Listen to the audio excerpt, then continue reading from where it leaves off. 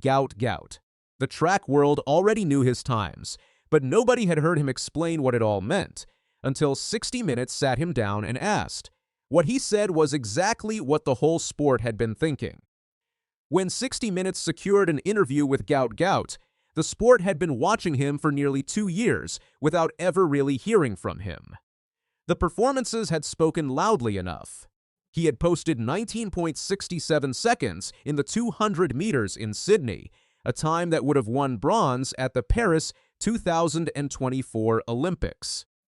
He had run 10.00 flat in a low-key Brisbane club meet, becoming the third fastest sprinter in Australian history at 18 years old. He had competed at a senior world championships in Tokyo at 17. The track world had seen all of it, but times on a scoreboard only tell you what an athlete can do. They do not tell you who that athlete actually is. They do not tell you what he thinks when he steps to the line. They do not tell you how he understands his own talent, or what he believes his ceiling is, or whether the pressure of being called the next Usain Bolt at 18 years old has gotten to him at all. Those are the questions 60 Minutes went after, and Gout Gout answered every single one of them. The first thing 60 Minutes wanted to understand was simple. Why does he run? What does it give him?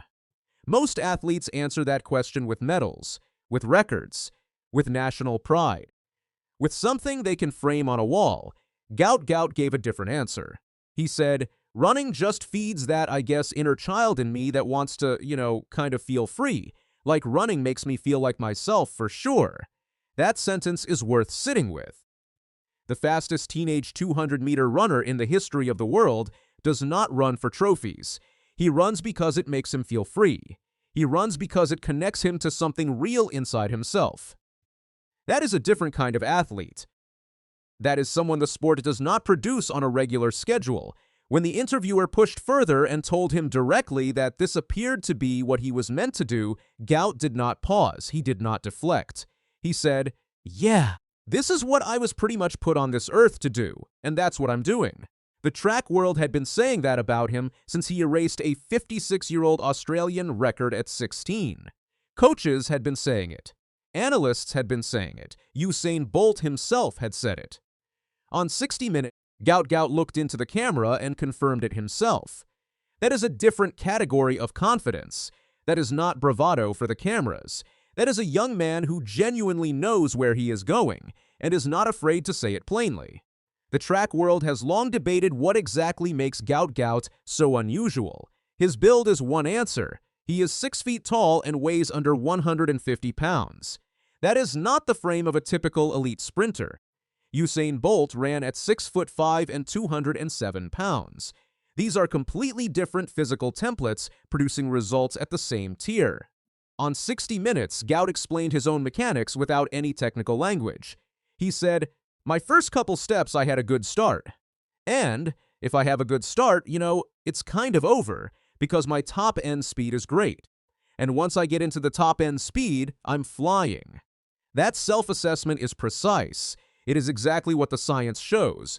Dylan Hicks, a sports biomechanics expert at Flinders University in Adelaide, published an academic paper specifically on Gout's running mechanics.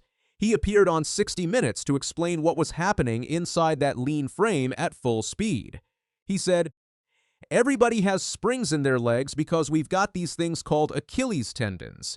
But when we have them at a longer length, Achilles tendons are really powerful at storing elastic energy. So we see him sort of bouncing his way down the track and using less steps than everybody else. Fewer steps, more energy returned per stride, more speed at the top end. That is the mechanical explanation for what looks, from the stands, almost impossible. Bolt has seen it." On 60 Minutes, the 8-time Olympic gold medalist gave his verdict on the 18-year-old Australian. "He looks like young me, not young someone else. Young Bolt." The man who spent a decade as the fastest human on the planet looked at Gout Gout and saw himself in the early chapters. To understand Gout Gout fully, you have to understand Coach Di Shepherd. And to understand Coach Di, you have to start with a detail that sounds too good to be fiction. She has no formal track background. She was working in a supermarket when she first decided she wanted to coach at Ipswich Grammar School. She was told only school employees could coach, so she quit the supermarket. She took a job handing out school uniforms. She became eligible. She has coached Gout since he was 12 years old, and not a single other coach has touched his career. On 60 Minutes, Gout recalled the exact moment she first called him over during a school race. He described his reaction as a 12-year-old. "Am I getting in trouble? Like, what's going on?" And then she calls me over and she's like, "You should come to track and field training." That moment produced the fastest teenage 200-meter runner in history. Di Shepherd does not do soft. She told 60 Minutes she is happy being the bad cop in the operation. "Hell yeah, it doesn't bother me one bit." Her assessment of her own work is equally unsparing. When asked about Gout's development, she said, "If I tried to make him super quick now, I'd break him."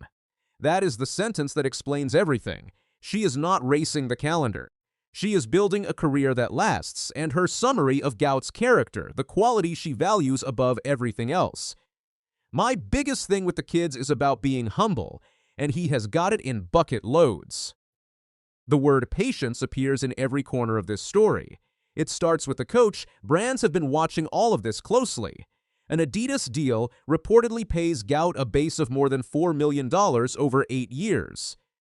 He signed it before he had even finished school. The 60 Minutes interviewer asked Di Shepherd whether the money worried her, whether it might change the dynamic that had produced all of this. She answered, "I think the only time we'll have trouble is if it's a girl that I don't like."